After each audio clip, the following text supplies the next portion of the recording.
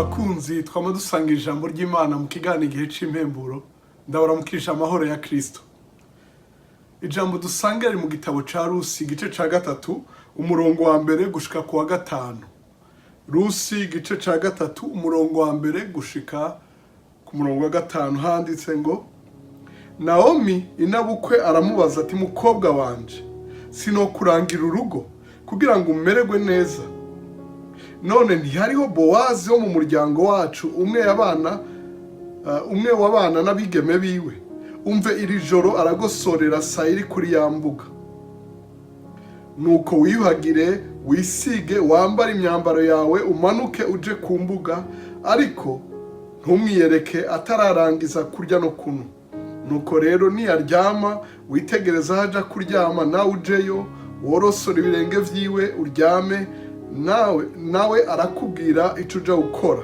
Aramwishura ati ico umbwiye cose ndagikora.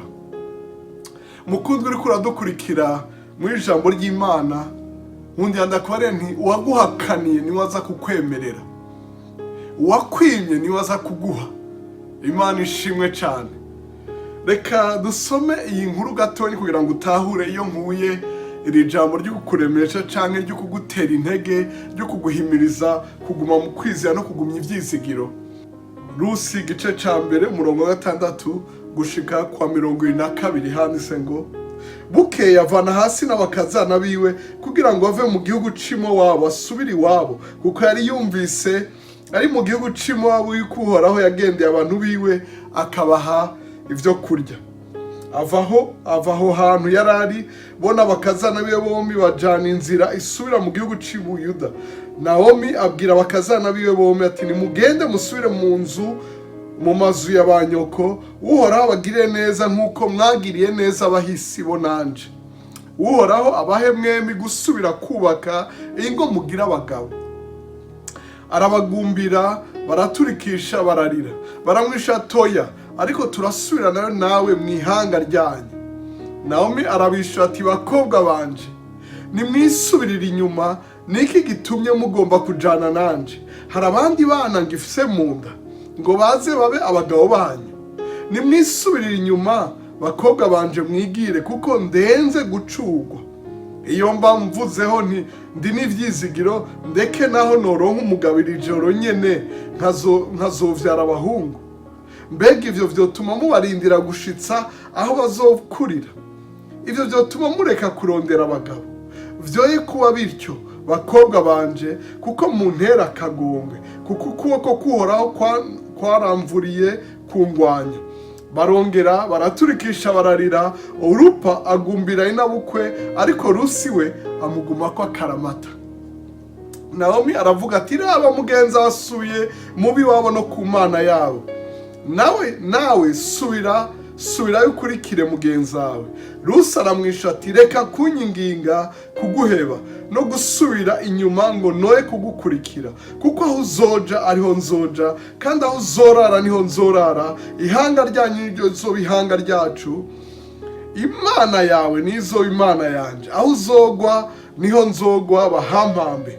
Uhoraho arakabimpanira, kandi birushirije ninagira ikizontandukanya nawe atari urupfu. Naomi abonye yuko amaramaje kujana nawe acarahora.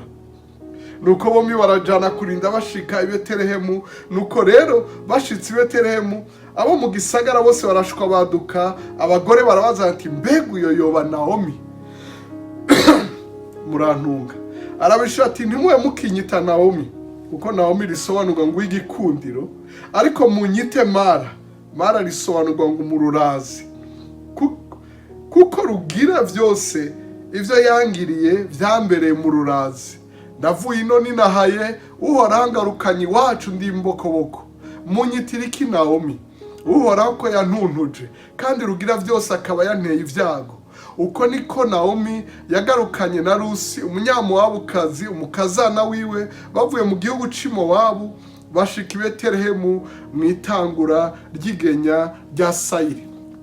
Uyu niwe amubwira ati nta mugabo ariho. Uyu niwe amubwira ati ntibishoboka, kumbura aguhakaniye ko ataca afise, kumbura aguhakaniye kuko atagomba kuguha, kumbura aguhakaniye ko yuzuye amaganya no kwiyebura nk'uku k'uyu mutamakazi, kumbura aguhakaniye ko abona ko wewe ataco vyo kumarira canke ataco vyovamo. Reka ndakubarire, namba hari isezerano ufise muri uyu mwaka, nturitere hasi, wizere kuronka, wizere kwakira, wizere kugendererwa n'Imana, nawe ukaronka ivyo kurya nk'uko n'aba baronse.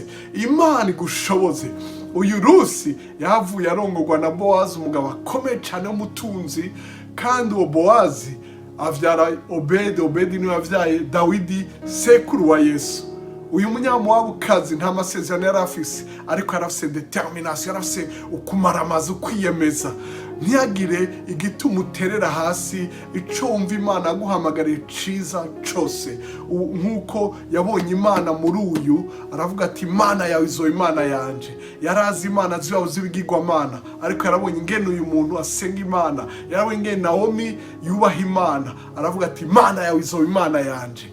Nico catumye nawe aronka naho yari yaramuhakaniye. Rero mukundwa, ureke ubunebwe, ureke ubwoba, ureke gutinya, ukore, ugire umwete, kandi Imana izohezagira ukwizera kwawe no kuramiriza kwawe no kumaramaza kwawe. Imana iguhezagire mu bikorwa vyiza urimo vyose, no mu gutera intege abandi uragahezagirwa. Niyakuremye, niyaguhamagaye. Urakoze.